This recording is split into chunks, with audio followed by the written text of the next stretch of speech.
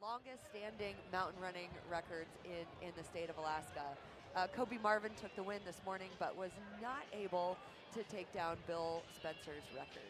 So the last thing I do want to mention before I turn it back to you, Andrew, the the the starters for women's wave number one are Ellen Brown and Patty Foldiger, and they are both racing their 41st race this year.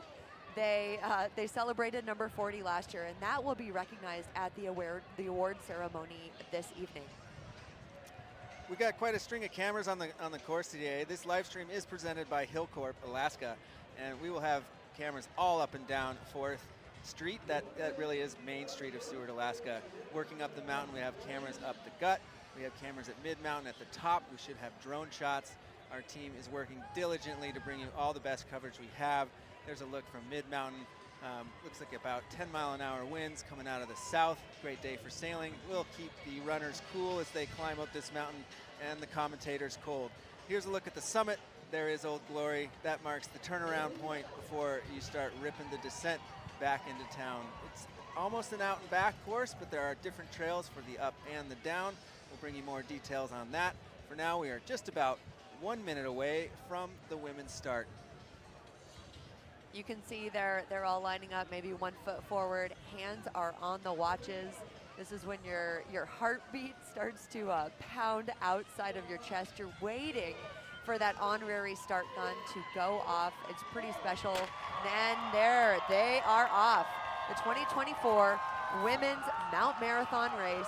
We're going to see who takes it out fast on the road, but this is going to be a race. It's hard to say who the favorite is. Christy Marvin, of course, on paper, she is the fastest woman in this field with the fastest PR and time. She's won this race 3 years, including last year, and in the last 10 years, she has never finished off the podium.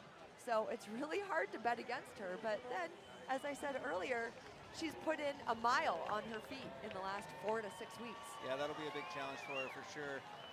This is such a unique event. It is a 5K, but it's not like you're running on a track or on a relatively flat trail. What does it take to be good in an event like this, where you're going up 3,000 feet and back down in just 5 kilometers?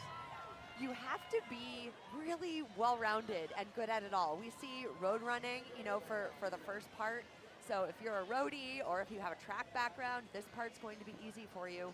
But then right when the police truck pulls off, these women are going to approach the cliffs.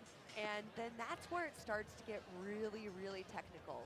The field will separate. People will either go up the routes or the cliffs, and then it turns into a full-on mountain race. This is, Mount Marathon has some of the steepest terrain out there with an average grade of about 38%. And so you have to be good on the steeps, right? And then you have to be good and comfortable and, can I say, daring on the descent. The descent can be quite dangerous. It is very technical. You're running and almost falling on really tired legs, and then you hit the road.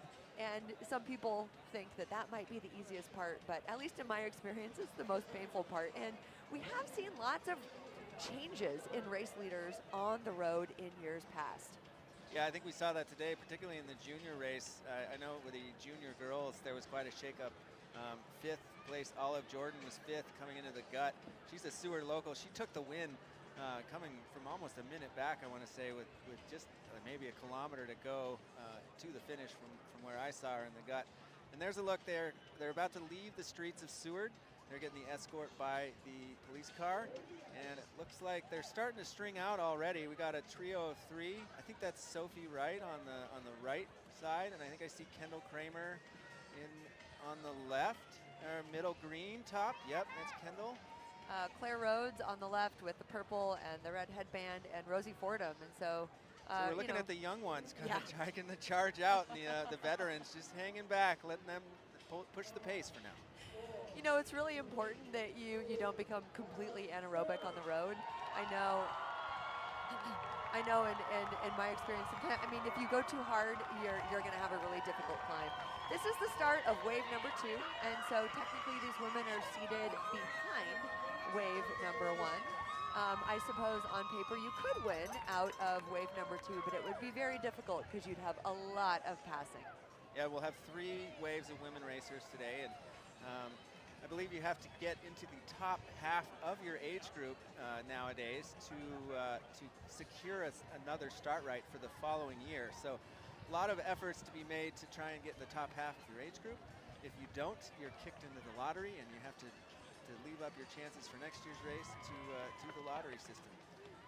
So right now we're looking at the base of the mountain. This is a shot of the runners going up the cliffs. There are some of our competitors who have opted to take the routes, and that route is actually out of this scene. Actually, if you look at the screen on the far right, you can see women running into the greenery, and those women are taking the routes. And that was always my preference, my route, because you get a chance to actually climb with your arms, and I always felt, especially as a skier, that was advantageous for me, but it is a chance to rest your legs a little bit. And so this is kind of a really fun part of the race where people go 2 different ways, and then when the trail rejoins, you kind of figure out, okay, where am I? Yeah, I imagine where am I against the competitors? I imagine there's a few questions running through your mind as you come back. Did I lose time? Did I gain time? Where's the leader now? There is the top of the mountain. You can see it enshrouded in clouds. Well, yeah, you can't see the top of the mountain, but that is the mid-mountain. The junior turnaround's just where the vegetation stops. That's about halfway on the up. There is the base of the cliffs. Runners will have to negotiate this on the up and the down. And this early part of the course is one of the steepest parts. It does kind of, I won't say level off, but it gets a little more runnable in small spurts once they get over this cliff band or over the roots. The roots certainly have advantage because you can use your hands. There's a lot more to grab. And here there could be a bottleneck waiting in line to climb these cliffs.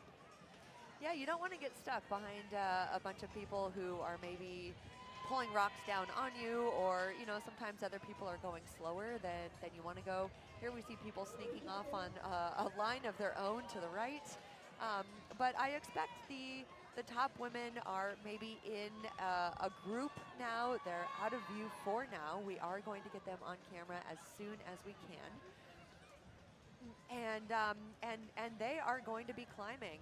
And climbing hard. As I mentioned earlier, on paper, Christy Marvin is the fastest in this field. Her PR, her personal record, is 51:02.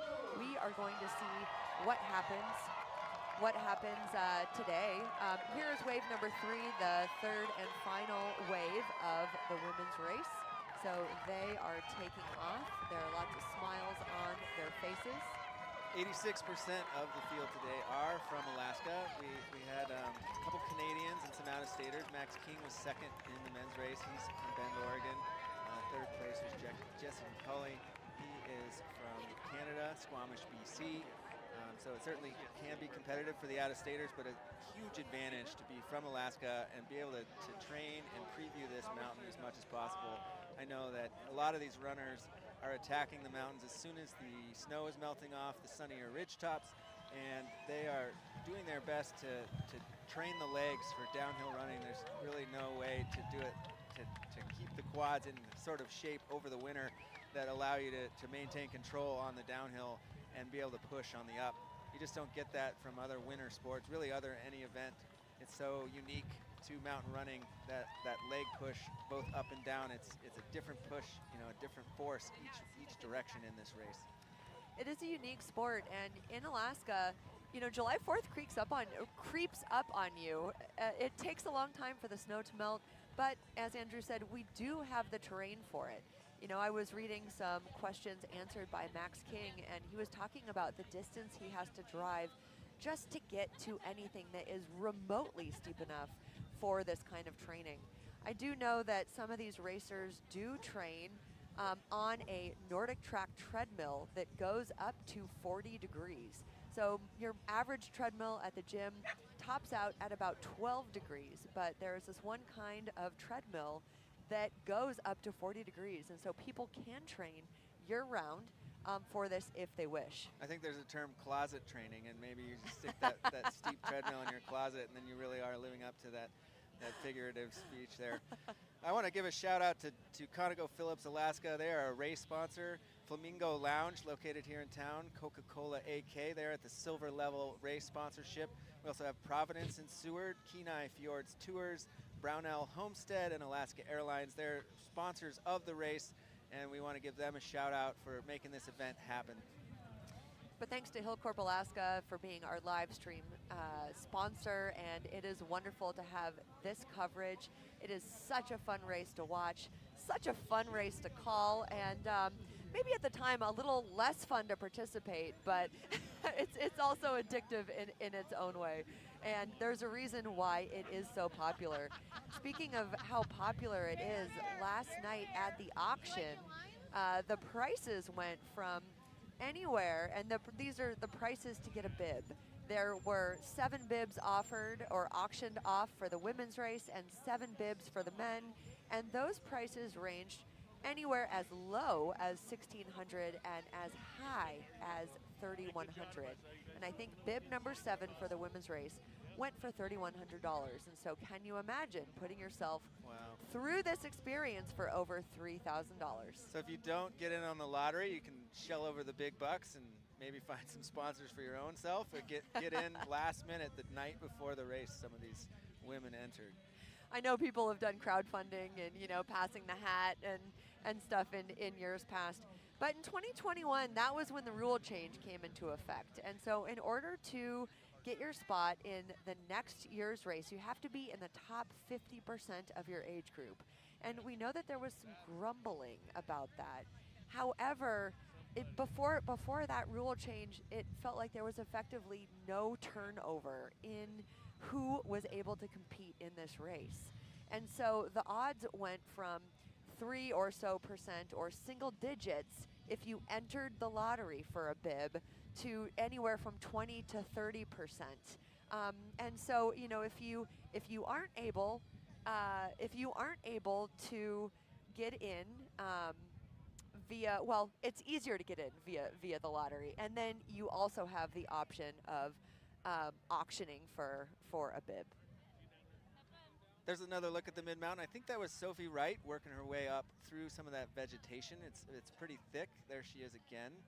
And what does it feel like racing through some of this dense vegetation? I know you can lose sight of the people around you. You may be out of the wind a little bit. It could be hotter in there. It's just kind of a unique part of the course where you're on a steep climb, and in some years super slippery. This year it's talcum powder dry, so you can see kind of dust clouds kicking up with every footstep. Some years you have to grasp vegetation using all 4 limbs to make your way up the mountain. And that's what we see this young lady doing here. Yeah, so this is footage compliments of a drone, because a lot of this, you know, I call it a tunnel of greenery. In the past, I've talked about how buggy and muggy it can be, although we do see those bushes and trees kind of blowing in the wind. There is a breeze, and I couldn't help but wonder, you know, how that might shift or shake things up, even coming down Main Street. I'm expecting a little bit of a close race, so I know I'm putting the cart before the horse here. And I did get a text from my wife that's on the mountain at Squirrels Inn, and it looks like Claire Rhodes is leading Kendall at Squirrels Tree. She mentions Christy Marvin in 4th, Meg 6th, Denali 7th. So I think we still have that younger crowd of racers up at the front pushing that top 3, and the veterans from Palmer are sitting just a little ways back, 4, 6, and 7. You know, Kendall Kramer last year was 19th in this race, but I'm not sure that she raced to her full capabilities or capacity. She did win the juniors race in 2018. She was top 10 in 2021. She is a multi-sport athlete for UAF, the Nanooks, and a 4-time All-American at NCAAs. And so, you know, maybe today is her day to kind of flex and show her strength. Yeah, and looking over that record running time by Allie McLaughlin in 2022, she hit the mid-mountain, that junior turnaround at 18:42, so we're about 6 minutes away from that. We'll be able to track how these times today compared to Allie McLaughlin's record-setting run. She ran that race in 47:09 total. It took her 34 minutes, 17 seconds to reach the top of the mountain. So we will bring you updates with the live timing as we get them. And you can see the crowds building, the cheering and the camaraderie. There's probably several men that up in that crowd that raced this morning, and there they are back on the mountain cheering these women on.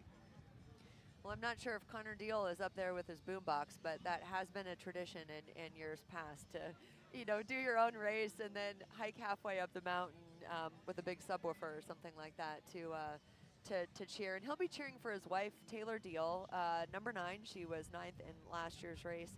Taylor is the older sister of Allie Ostrander, who just finished 7th in the Olympic trials for the steeplechase down in Eugene, Oregon. She didn't qualify for the Olympics this year, but she did run a huge personal best, and I know Alaska is very proud of her. So as they break out of the trees, they're going to get back into the breeze. They really still have a lot of climbing to go in this race. It's pretty unrelenting, I can tell you. I've never raced this myself, but I have climbed the mountain, and it just keeps going. It keeps going up, up, up, and you see them pushing off their knees, trying to get a little bit of relief to their quad muscles, using all limbs, clawing their way up this mountain, in and out of the bushes, avoiding the flies, trying to get out of that heat. I'm sure they have some course support if they're lucky, dumping water on their heads to cool them off. Even though we have a 10-mile-an-hour wind out of the south and it's 57 degrees, it can still be hot when you get into this tight vegetation. It kind of traps the heat down in there. All you hear is breathing and the pitter-patter of feet. Here's a great shot looking straight down. That may be our top 2 competitors. If that's true, that's Claire Rhodes leading, because I believe I see some purple in her top. And at least based on the splits that we got from squirrels, that could be Kendall Kramer right behind her. Now, if we can, we want to see what the gaps are, right, between these two and the rest of the field. I'm expecting a little bit of a close race, but time will tell. That absolutely is Claire Rhodes, and I believe that is Kendall Kramer right behind her. And so, yeah, and while it doesn't look very steep, I can assure you that it is very steep. Over 30% grade, pretty much sustained all the way up this mountain. And they're going to be working in a little bit of jogging steps here and there where it's flat enough. Otherwise, it's a grinding hike. You're pushing off your legs, you're doing your best just to get up every foot you can while avoiding some of that loose talcum powder dust that may kick your foot and slide it backwards. It's a battle out there, and these women are warriors. Claire Rhodes is just 26 years of age, and Kendall Kramer is 22. Last year, we saw Christy Marvin win at age 42, and Meg Inokima she was runner-up, and she was 43. And so now we have the 20-year-olds leading, whereas last year it was all about the 40-year-olds. So this is going to be really interesting to see how it shakes out. Yeah, could we see a changing of the guard? I don't know. Claire Rhodes was 2nd recently in the Broken Arrow 46K. That's a really impressive race. She was 1st in Canoia Ridge. That's part of our Grand Prix Alaska Mountain Running. She lives out of Reno, Nevada, but comes back to Alaska often to stay in touch with the Chugach Mountains up here. And then last year she was 21st in the 42K Trail World Championships in Innsbruck, Austria. So she is building up a resume, and so far it looks like she wants to add a victory of Mount Marathon to that resume. You know, one thing I will mention is they are our race leaders right now, and actually as the drone pans out, we see the gap. It's large, but it's definitely not insurmountable. And I will say, Claire Rhodes and Kendall Kramer are being chased by a bunch of women who are really, really strong downhillers. And so if I look at the list of the top downhill times, 7 of the 10 top downhill times are from 3 women in this field. That's Denali Strabel, who has a downhill PR of just 11 minutes and 27 seconds. Hannah LaFleur, who has run in 11:38, and Christy Marvin, whose downhill PR is 12:04. And so these two are creating a gap off the front, but you know, it's not insurmountable. And I believe that we saw a shot just a moment back of Christy Marvin and Meg Inokima chasing him down. Yeah, they were right at the top of the screen there. I could see Meg in black and Christy Marvin in the purple top. They are the chase pack right now. Looks like they're working together as much as you can in a running race. Not a draft, but at least you kind of feel a little pull perhaps by the person in front of you.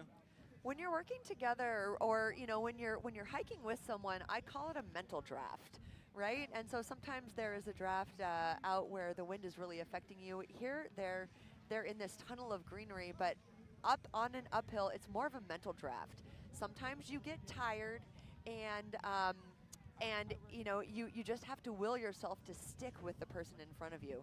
Sometimes I would almost pretend like I was glued to the person in front of me and they were not allowed to leave, or I was just stuck to them and I had to stick with them. Here we see Claire Rhodes and Kendall Kramer. They are about to crest the halfway mark, or what's also known as the junior turnaround. Hopefully we'll be keeping our eye on some of the splits for those times. We have the mid-mountain time and the race clock going. Yeah, we just crossed over 18:42. Again, that was the record-setting time by Allie McLaughlin to mid-mountain. So maybe not the fastest ever to mid-mountain, but that would track you to break the overall record. And you can see the efforts. You really get a sense of the effort they're putting in to work every foot and every inch up this mountain today. And maybe they a moment too early, but here they are. They're about to see the Hardy crowd at mid-mountain, perhaps.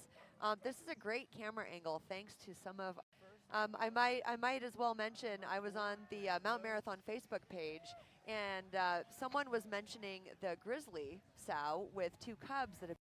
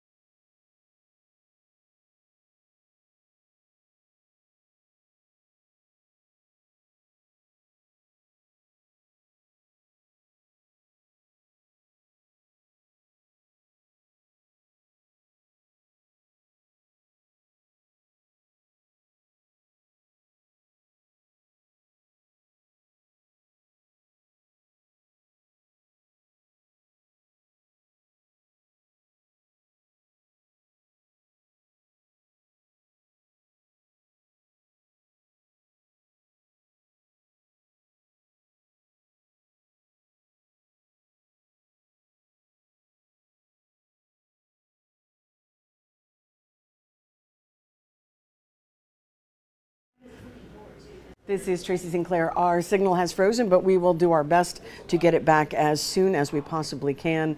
We are working on getting that signal returned.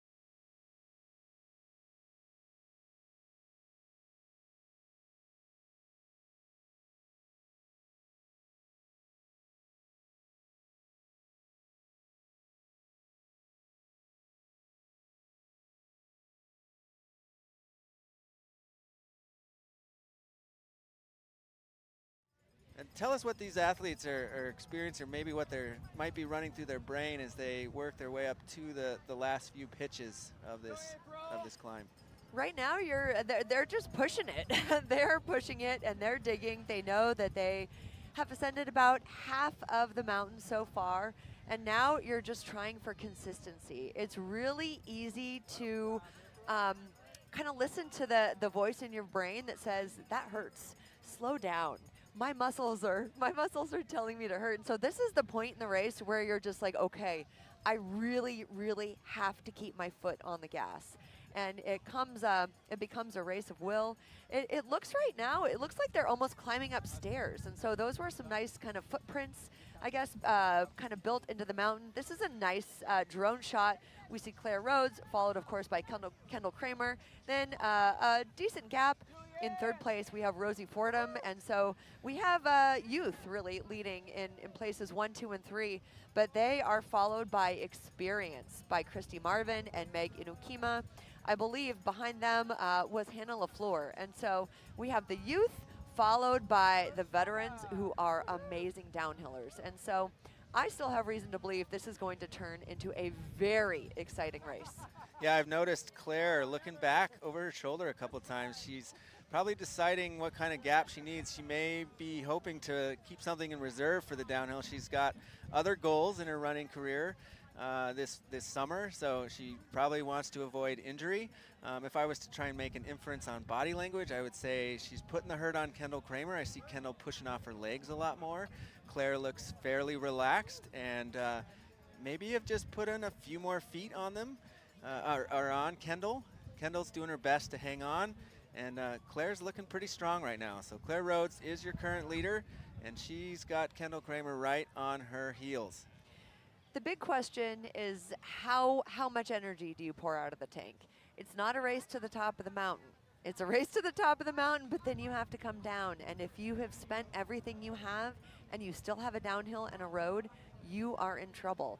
And so, you know, that freshness that you mentioned in Claire, that was notable. It did look like Kendall has or was working a little bit harder, but at the same time, body language can be deceiving. Everyone races in a different way. And so you never really know how that's going to unfold.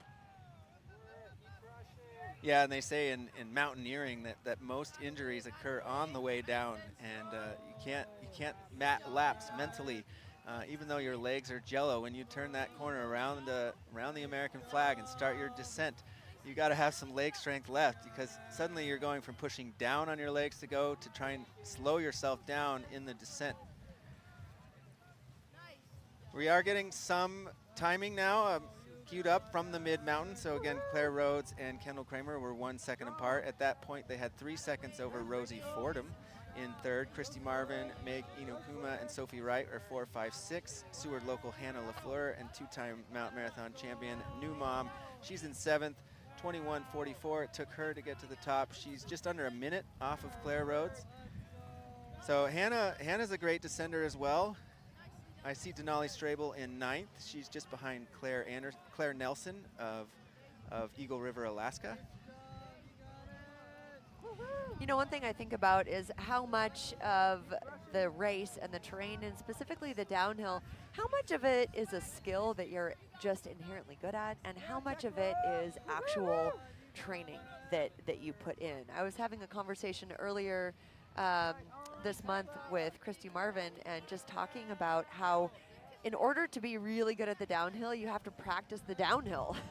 But it's a really hard thing to do, because not only do you have to come down to Seward and put in the time, but you have to be okay with having your legs be that fatigued, because at least in my experience, you know, you come down the hill and your legs are blown out for a couple of days. So you have to be able to work that into your training or work that into your life plan. Not only training, I imagine you have to have a few genes of reckless abandon to just barrel yourself down this mountain at such a speed. Yeah. You know, the pitch we mentioned earlier, the average grade is about 38 degrees. And so, you know, we kind of talk about how it's a controlled fall coming down. And, you know, you're using momentum. Of course, you're using gravity.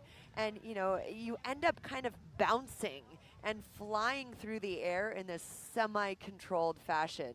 It's kind of a wild experience, and on really fatigued legs, it can be very challenging. So here we have a shot. I'm not quite sure who that is in the upper left, but in the upper right, in the all black, that's Meg Inukima, and then a little gap to Christy Marvin, a little gap to Sophie Wright, a little gap to Hannah LaFleur. So we have a lot of our veterans here right in line. We have our top contenders, our 1, 2, 3, they're all racers in their 20s. Claire Rhodes, Kendall Kramer, and Rosie Fordham are leading this race. It'll be interesting to see what their times are at the top, and we'll have some more information and some predictions. But like we said, it's not over until it's over. Yeah, and I think there's a chance that some of these younger racers may have, other aspirations. We mentioned Kendall and Rosie are skiers. They've got a winter sport to think about too. They may not want to go as fast down the downhill as some of these veterans like Denali or Christy or Meg, who really put this as a big circle on their race calendar every year. They are the ones that may send it a little more down the hill than somebody who's probably trying to preserve their health and fitness for races coming up later in the year.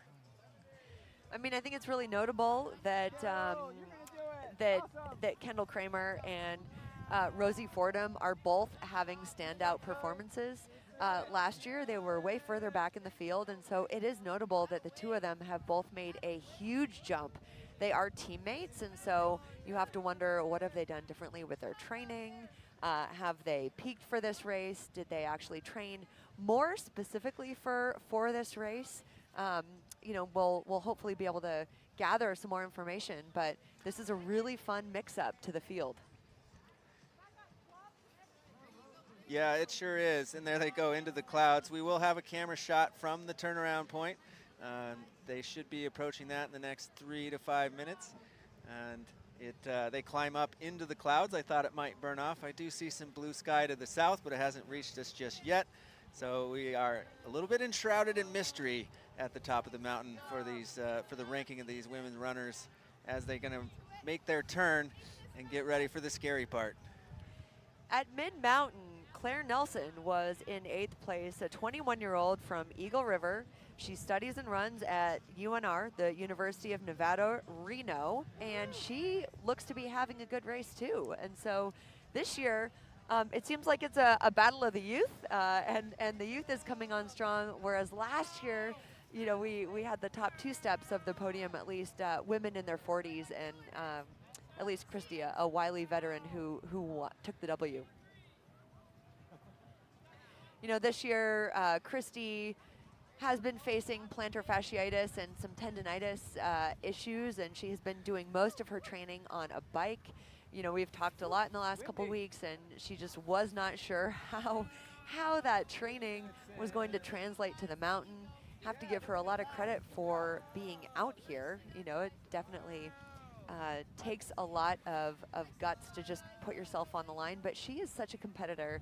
And, she has done a lot to cheer on these friends, to get people out for training sessions, and really to try to pull up the entire field with her. It is an impressive feat no matter what she pulls off today. Her oldest son, Kobe Marvin, won the men's race, or the junior race, this morning. And beating Vibjorn Flagstad by 6 seconds. So there was a W in the family today. Last year there were 2. But again, the race is not over, and we are just waiting for these women to get to that top part of the mountain where they round the flag and begin the descent. Yeah, and just looking over last year's times, Meg Inokuma was the fastest to the top. It took her 39 minutes, 7 seconds. That was good enough for 39 seconds ahead of Christy. Christy overtook her on the down to win the overall. Christy had the second fastest down in 13:07, and Denali Strabel was the fastest last year with 12:50. That was your top 3 last year. Claire Rhodes coming in 4th, and as we are seeing now, there is quite a shakeup with Claire Rhodes leading the pack to the top, and some of these younger athletes right behind her. If you're enjoying today's coverage, the live stream coverage is brought to you by Hillcorp Alaska, so they are our sponsor of the live feed, so thank you very much to them. Other race sponsors for the event include ConocoPhillips Alaska, the Flamingo Lounge, Coca-Cola Alaska, and the Odom Corporation. And then at the bronze level, we have the Providence Hospital, the Seward Division, Kenai Fjords, Brunel Homestead Inn, and Alaska Airlines. So thank you to all the sponsors that help make this race a reality. And I believe GCI should be mentioned as well GCI. in the sponsors, yeah. Yep. We couldn't do it without them. We couldn't do it without the volunteers that put on this race. I think it's a full year of planning to put on an event like this. Seward gets absolutely packed with spectators. It really is a World Series mountain running event, one that's been going since 1915. It's a storied history. It's one of the oldest events in America, one of the oldest road races. Depending on who you ask, it might be the oldest. It's right in there with the Boston Marathon. It's just crazy to think that these Alaskans way back then were thinking about how fast they could go in between, I don't know, mining for gold or looking for salmon in the ocean. This is the 96th running of the race overall, but women were, well, the first women were allowed to enter the race in 1963, and then the first year that the women had their own wave was in 1993, and the winner of that race was Patty Foldiger, formerly of Seward and now of Hope, Alaska. She is out here on the race, or on the mountain today, running for her 41st consecutive year. That is just an amazing feat, and you know, the whole Foldiger family is involved. Well, you can really get a sense of the grind these women are going through as we pan up towards the summit and they disappear into the clouds. It's my understanding that there's like some false summits. What does it look like as you're getting close to the top and your body's really starting to scream at you? First of all, I just have to reflect that shot looked like the Chilkoot Trail. Yeah. But there are some false summits, especially with the clouds. You can't really tell where you are, and a false summit is kind of like a rollover. Like, you think you're at the top, and then you get to the top and you're like, nope, not at the top. I got to grind a little further. And so this is where your legs are really starting to scream at you. But, you know, you can tell. Look at this line of women. You're also kind of looking for rocks that are maybe falling down on you. You know, women may be offering some words of support and encouragement to each other. And that mental draft that I mentioned earlier, you know, can be helpful during this time. Yeah, I think one of the things you see special about an event like this is the camaraderie that you have. The sportsmanship is there. Nobody's out there to stab a wooden stake at you. They want to beat you, but they are also supportive of your result as well. Everybody's out here pushing their hardest. Everybody has to really go through something mentally and physically just to make it to the finish line. And I just marvel at all the women that do it so well, so strong. Here's a look now at the women at the top, and it looks like, I want to say that's Kendall Kramer just took over the lead. And look at her, she's running a little bit here and there. She's probably got, I'm going to guess, 10 meters maybe on Clare Road. So trying to make a break when they are right now at the top. We should see them crest over the top and get a good look at Old Glory waving gallantly up there. They're going to make their turnaround around our American flag. Happy 4th of July to you folks watching at home, near and far. This is your leaders. There's Kendall Kramer breaking into a jog, looking strong. I was wrong. Her body language told me she was just hanging on to Claire, but now she's just thrown the hammer down into a run and around the flag at the highest point they will climb today. At this point in the race, your legs are screaming at you. And so that was an impressive run. And look at these times, 36:22, 36:27.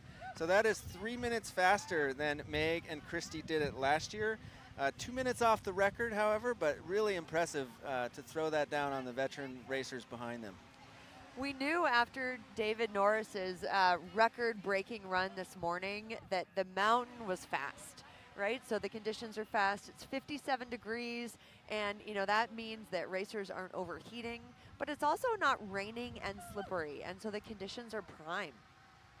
Yeah, and it looks like now I can see a 5-second gap that Kendall was able to open up over Claire.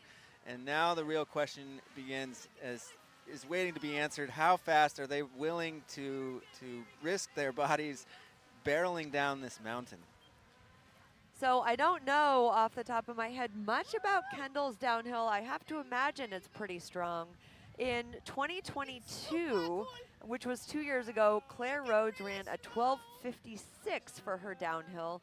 It's not shabby, but we do know that the likes of Hannah LaFleur and Denali and Christy are able to run 11.5 or just over 12, which is a minute or more than a minute faster. So it will be really interesting to see what the what the gap is, right, between these two young guns in the front and, you know, some of the more experienced veterans just chasing them down. And I'm starting to gather that those two have opened up quite a gap over third and fourth. We have not seen them on the timing, and we have not seen them on the live feed. So it may be a two-women race. There's another look. Okay, here's third and fourth. And I see Meg. And that's Rosie Fordham. And that's Rosie Fordham. So Meg made up some time, gathered in Rosie Fordham. Wow. And I know Meg isn't necessarily known for the fastest downhiller. We'll see if she wants to try and stay on to Rosie as they enter the descent. Good job. This is really exciting. We have Rosie Fordham, who is in her 20s, right? Followed by Meg, who is 43, I believe. So, you know, nearly twice her age. And so that just goes to show you how long you can be in this sport, and just something about kind of the diversity and depth of our field. So as you round that flag and you're beginning your descent, and there's Meg just passed her. Meg passed her right over the edge. So Rosie may be holding back, thinking about other races in the future, or going to see how Meg runs it and follow her lead. We shall see. What does it feel like to make that transition to the down? If you ask me, and if I'm being honest, it feels horrible. Yeah. Your legs are so loaded from the climb, and then all of a sudden, you have to get them to respond in eccentric ways. And so you're just using your really tired legs in a very, very different way. And as you go off the top, sometimes it's quite hard off the top, so there's not a lot of jelliness and forgiveness. There's not a lot of cushion. And so, you know, some people take some slips and some falls.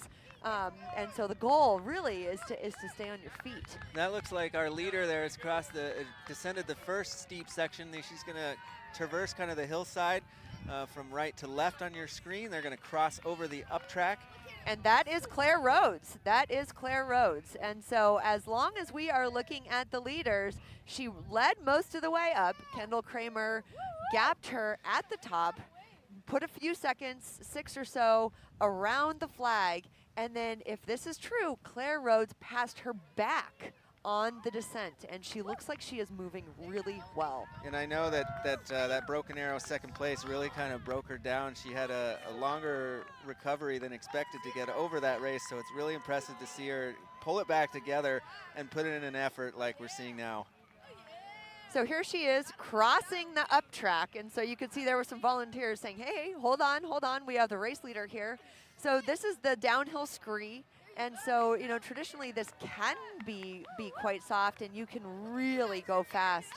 The terrain is usually fairly consistent, although she's making some small steps there, which leads me to believe it's a little harder than she might want. It still looks like she's moving well. You can see her arms flying in the air, and a trail of dust behind her. So the question is, how far is Kendall Kramer behind her? And, you know, that is a good couple of seconds, but that is not insurmountable. What a great shot here to get a sense of their descent and what they have to go through down this gut. The scree here is pretty soft, a little forgiving. You are able to go a little bit faster and kind of have a cushion of surface below you. And that really makes this race possible. The bar bet was made on an hour's time. Can you get to the top of the mountain and back to the bar in an hour? And that's kind of the benchmark. And it would be pretty impossible to do, I think, without the scree and the ability to really let it go on the descent and have some soft rocks, at least in sections, to cushion your each step. Here's a great drone shot from the summit. And now we're back to the descent. Is this called the gut, Holly? And what can they expect from here to the bottom of the mountain? Well, they're about to enter the gut. So this is still the scree, and then the gut is when it narrows down. The gut, I often like to refer to it as an active waterfall, and so it becomes very narrow. It becomes very steep. This all here is scree. It's loose rock. Sometimes this part is covered by snow. This year it is not. You saw, I believe that was still Claire, on the far lookers, or the lookers right side. And so the goal is to look for the softest part of the scree, because you can take the biggest steps, the bounciest steps, and that's the fastest way down the scree. She was entering the gut, which again is that waterfall, you know, and there is some water, right, going down that waterfall. I believe that is Kendall Kramer, in chasing her down. It looks like she is moving well. So there is a bit of a separation between these two, but I will note anything can happen on the road. You just don't know what your legs are going to feel like when you hit that road and what's going to happen. And Andrew mentioned earlier in the coverage, we saw massive changes in the girls' race this morning. The girl who won the race came off the cliffs in 5th place. So you just don't know. I believe this is 3rd place. That looks like Meg Inokima to me. Looks like she took almost like a half fall. Butt slide stop there, yeah. Yeah. Almost fell on her bottom, but then was able to bounce back up. It looks like she is moving really well. Last year she was 3rd place. The year before, or last year she was, 2nd place. The year before that was her rookie year. It was 3rd place. Her rookie year, she made a couple mistakes. Somehow she turned down 3rd Avenue instead of 4th. Oh dear. So lost a little bit of time. She's definitely learned some from there. There we see Sophie Wright and we see Hannah LaFleur about to take on the downhill. And so. And I want to give a shout out to our friends at Skinny Raven Timing. My friend Mark Iverson is on the timing, and for the first time they have a mid-mountain down time. They usually just have a mid-mountain up, and Claire Rhodes at 40:47 looks like 35 seconds or so she's put on Kendall Kramer in just the descent from the top to the bottom. So Claire Rhodes looking like she's on the way to take her first Mount Marathon victory. And that is a pretty big gap, but you never know. Oh, okay, yeah, yep. Here's Christy Marvin, last year's race champion, 3-time Mount Marathon champion. She is one of our best downhillers. She's not quite moving as freely as she normally does because she really hasn't run or hiked in the last 4 to 6 weeks. And so she is still turning in a very, very impressive performance. She is followed closely by Hannah LaFleur. Hannah has also won this race 2 times. As I said earlier, she sat out last year's race because she was pregnant. She has an 8-month-old daughter. And so that is exciting to see her and welcome her back to the mountain. Yeah, just to recap, so our top 3 on the way down. Claire Rhodes leading Kendall Kramer, and we have Meg Inokuma in 3rd, and I think that was Christy Marvin in 4th. Not sure where Rosie Fordham is right now. She certainly is in the conversation for top 5, maybe podium. We'll keep an eye out for her as the coverage continues. Again, coverage thanks to Hillcorp Alaska, bringing you this live stream, and a shout out and a happy 4th to all our friends, family, and spectators, fans of mountain running far and wide. Here's the bottom of the cliffs. We saw them coming up, and now they're coming down. One lone runner all to herself, feeling the roar of the crowd as she makes her way off of Mount Marathon and onto the streets of Seward, Alaska. And that is Claire Rhodes. Claire Rhodes, only 26 years of age, of Anchorage, Alaska, running professionally for the North Face. Her partner, her boyfriend, Trayson, not competed in the men's race earlier, and the cop car to announce the winner, or the leader, I should say, is right there. It's about to pick her up, just letting everyone know on Jefferson that the race leader is making her way to the finish line. Yeah, clear the way. Here comes the winner. So we have some more times clicking in from the mid-mountain down. Christy Marvin is in 4th at that point. Hannah LaFleur moving her way up into 5th. Rosie Fordham drops down to 6th. And Ollie Strabel in 7th. Sophie Wright probably coming in 8th. She has not clicked through that mid-mountain down. There is pretty sizable gaps. I think it'll take a small miracle for Kendall to catch Claire. And then there is over a minute, about a minute 20 to Meg to take 3rd. And then another minute and a half behind Meg is Christy. And Hannah may be able to take Christy with Christy's injury. We'll see if new mom Hannah LaFleur can overtake the winner of last year. Veteran mom. Veteran mom, yeah, the veteran mom from the new mom. And here it is, Jefferson Street. Here's a look at the police escort. You get that on the 4th of July if you're really fast here in Seward, Alaska. Well, I would say this is a pretty incredible performance by Claire Rhodes, and I'm guessing that she is going to be ecstatic about this performance. I can see her smiling now, looking over, nobody in sight. Oh, she thinks she has it in the bag. We'll see if she gives out any high fives. Her PR is 53:09, and my guess is she is going to surpass that easily. She has a smile on her face, and there she is giving out high fives like a pro. I think she's going to smash her PR. This is great. She looks in control. She looks happy.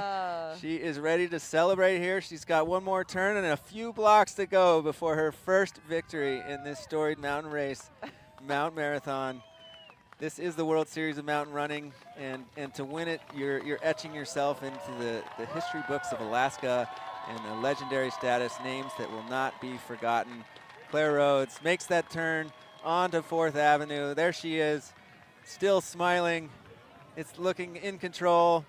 Interesting how many times she's looked back. She's got it in the bag, and I'm never a fan of looking back because you need to keep eyes on what's in front of you. All that really is in front of her now is the finish line. She's got a couple short descents and cross streets that are flat. It's all street running. She should be great at that. And I expect her to have no issues taking the title today. The big question for her is she going for the win or is she going for a personal record? And I mean, she's going to get both today. But, you know, she's looking back just to make sure that no one's sneaking up on her. You know, that would be a pretty big faux pas to have, I don't know, to have someone sneak up on you. There's Kendall Kramer, 2nd place. Your UAF skier from Fairbanks, Alaska, chose to stay in her hometown and ski for the Nanooks. She is an All-American. She's won RMISA races. That's the Rocky Mountain Intercollegiate Ski Association. And she is a very fit athlete, a very accomplished skier, and proving today that she can run Mount Marathon with the best of them. This is a changing of the guard. There is Claire Rhodes, 22 years old, taking the victory, and congratulations to you and a happy 4th. She is your Mount Marathon champion.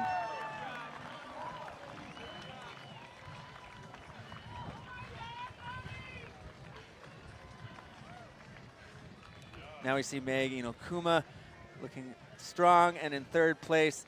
She is your veteran. She has at least a decade on the first two that have finished in front of her. Great race to her. I think she's gotten much better at the descent. She was pretty tentative in her first years, and she proved that she can do it just fine today. To be able to take 3rd place, you have to put all the pieces together. She looks very strong as she crosses onto 4th Avenue and makes her turn towards the finish. There's Kendall Kramer with enough time to hand a high five and maintain her 2nd place position. She looks very strong, coming down 4th Ave and onto the final drag strip of this seaside community, tucked at the head of Resurrection Bay. Holly's on her way right now to get some finish line interviews, and we will bring that to you when she's in position.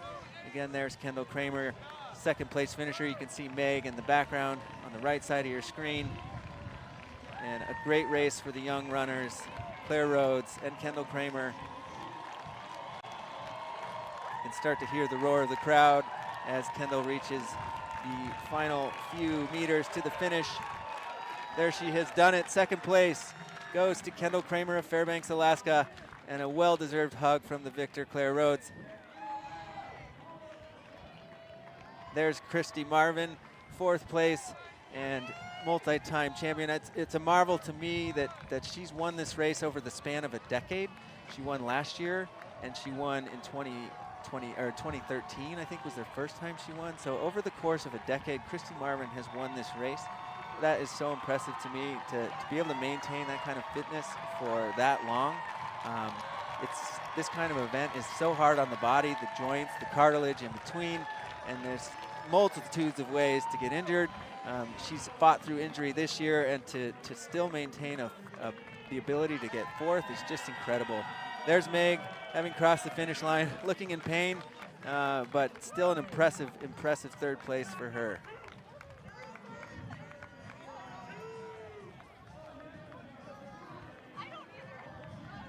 So as I look at the live timing, 49:49 was the winning time by Claire Rhodes, and she bested Kendall Kramer by 31 seconds, Kendall's time being 51:20. So Claire Rhodes is the only runner in the women's race to go sub 50. There's Denali Strabel making her final turn into the finish. She is a born and raised Seward, Alaskan, and as Holly was mentioning, has quite a history, family history with this race. Her father, Flip, and Patty have been past champions, and they are a known name in the Alaska running community. I believe that is bib 11 would be Hannah LaFleur. So Hannah LaFleur crosses the line. She did pass Christy to take 4th place. So Hannah LaFleur 4th and Christy Marvin in 5th.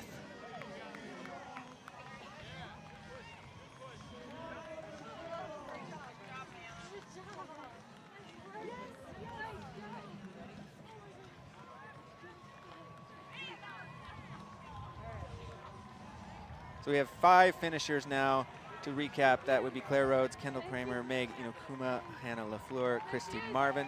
And we just saw Denali running through, and now we have Holly in position with some of our finishes. I'm going to kick it over to Holly.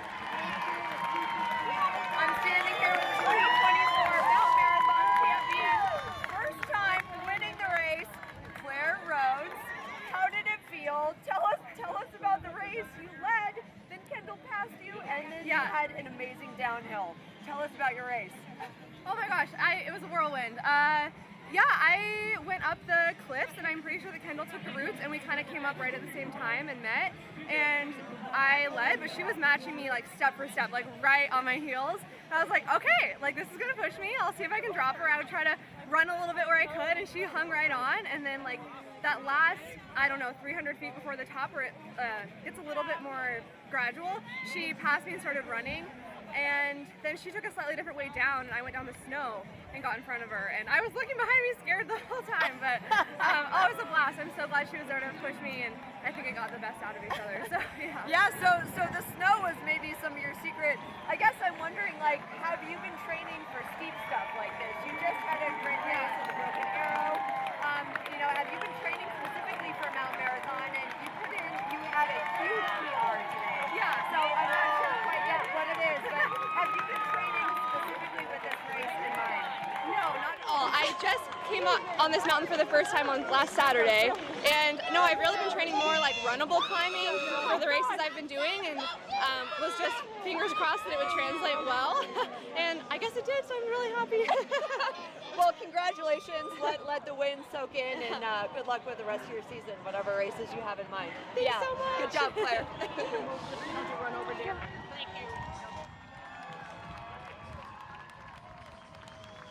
Now, if you have the live timing up, you can see Denali Stravel across the line in 6th.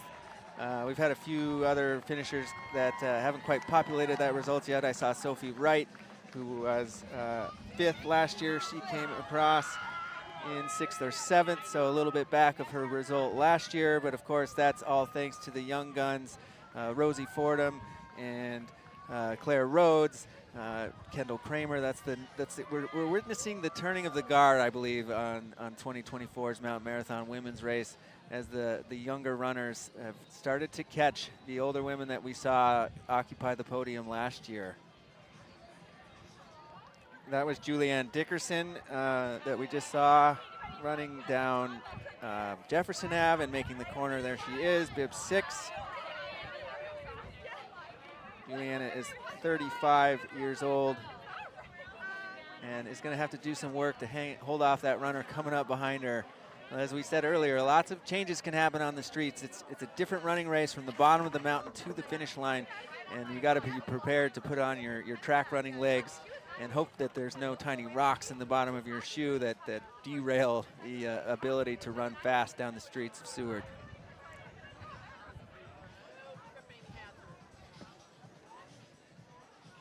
Still plenty of time for these women that are crossing the line now and break an hour. That is the benchmark that everybody wants to do when they can. And they're still just 57 minutes from the start of the race.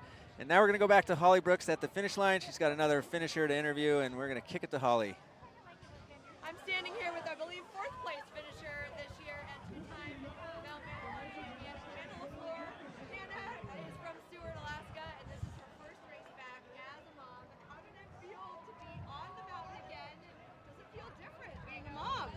It felt awesome to be back, and definitely felt different. I had my daughter on my mind a lot, and I was also just so happy to be surrounded by all these women again and back racing and feeling that camaraderie and energy. So. Yeah. It looks like you got a little blood on your leg, and so someone's got to put that in. Have you gotten a lot of training on the mountain this year?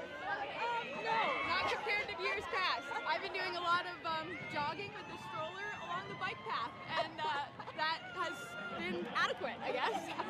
It's been fun to share that with my daughter, and I've gotten on the mountain a few times, but I love being up there, so today I just channeled that. Yeah. Well, congratulations, and what a great group of women.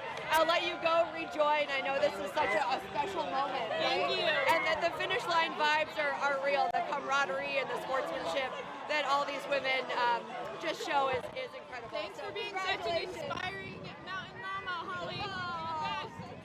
Welcome to the crew of Mountain Mamas.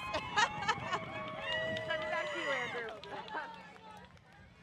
So that was Hannah LaFleur. Hannah came in 4th this year. She won first time in 2019 with a time of 53:24 and finished today in 53:04. So new mom besting her PR in her first win. She won again in 2021 in a time of 51:24.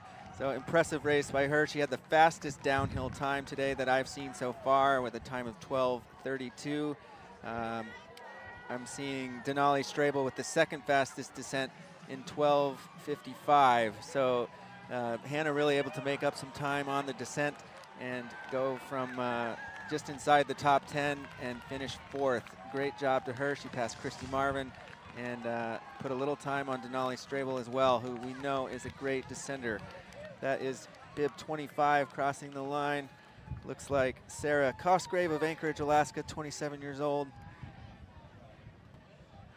And now Holly has Christy Marvin, who was our last year's winner, and we're going to kick it to Holly. I'm standing here with Christy Marvin. I believe she was 5th place this year, but as we shared in the live stream, she has faced a number of injuries and she's run hardly at all in the weeks leading up to this. But she is such a fierce competitor that she decided to toe the line anyway. Christy, you were telling me it didn't feel as good as it normally does. Let's hear about your race. It didn't. So I have learned over the years that you can produce a similar result with a lot of cross training, but I do know that training specifically for the race that you're getting into is a lot more pleasant way to get the job done. And I think on the road, I was just excited to be towing the line, and I was just trusting, and thanking God for the opportunity to be out there with those ladies, because I knew it was going to be a fast day, a fast race, and it's just fun to be a part of, and I just have a really hard time sitting out. And so I knew that I had to grant my body a little bit of grace and just say, hey, go out there, have fun. And, my husband told me before the race, he said, just drive it like you stole it. And so I was like, all right. And, sometimes it's kind of fun not to come in as the heavy favorite with a bunch of expectations and just say, hey, I'm going to go have fun with it. And I knew I took the road a little hard since I literally haven't done a single run since turning an arm trail race. But I was like, okay, either you're in the race or you're not. And so I just decided to throw it all out there and see what I had. And I did pretty well to the junior turnaround. I think I was about on my PR time. And then I just kind of struggled a little bit to find my tempo in the upper half. But then I don't think my downhill was really all that bad considering. No, well, it was really fun because, we had last year, it was like the wily veterans, right? And women in their 40s. And this year, we saw this kind of, this wave of youth, right? Between Claire Rhodes, who won this year, 26, Kendall Kramer, and then Rosie Fordham was up there. And so you guys were kind of giving them a run for the money. And I think, one of an amazing thing that at least I appreciate about you is just the camaraderie and hey, let's bring everyone together. So I can't commend you enough for being out here and putting yourself on the line, and even though you're not as prepared as you normally are. Well, and it was just so fun, and so fun to see those other ladies taking the reins. I was beyond impressed with Claire and Kendall's climb. I was just like, you go girls, that is so awesome. And it makes me even more excited because I think Alaska has just been waiting to see some of the more 48 type potential, and now the Alaskans are bringing it, so I'm excited for future years to come. Yeah. Well, there you heard it from three-time Mount Marathon champion Christy Marvin. So showing amazing guts and grit racing this year. It's been an amazing, amazing year. And Andrew, I'm going to kick it back to you for some final words. Yeah, thanks, Holly. Yeah, that was Christy Marvin, today's 5th place finisher and last year's winner. We've had over 30 finishers now. I want to cap the top 10. Katie Hauser came in 10th out of Palmer, Alaska. She skis for the Montana State Bobcats. 9th place, Rosie Fordham. It's coming out of Fairbanks in the 18 to 29 category. She was leading or in the top 5 on the way up and dropped down to 9th in the descent. She is beaten by Sophie Wright in 8th. Sophie's time was, looks like 55:12. Ahead of Sophie Wright was April McNally. In 6th place, Denali Holdiger-Strabel. 5th place was Christy Marvin. 4th place, Hannah LaFleur. 3rd place, Meg Inokuma. 2nd place, Kendall Kramer. And your winner in today's Mount Marathon women's race, Claire Rhodes.